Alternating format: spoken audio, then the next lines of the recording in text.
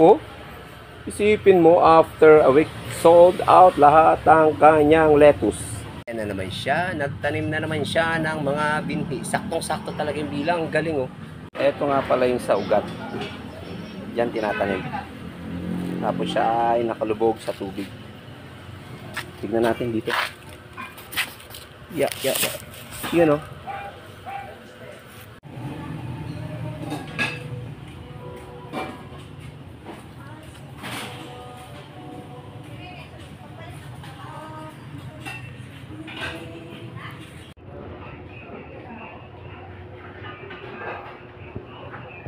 Nadaanan naman natin.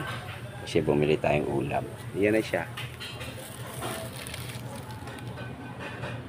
Oh, di ba? Ilang linggo lang yan. Isa lang yata.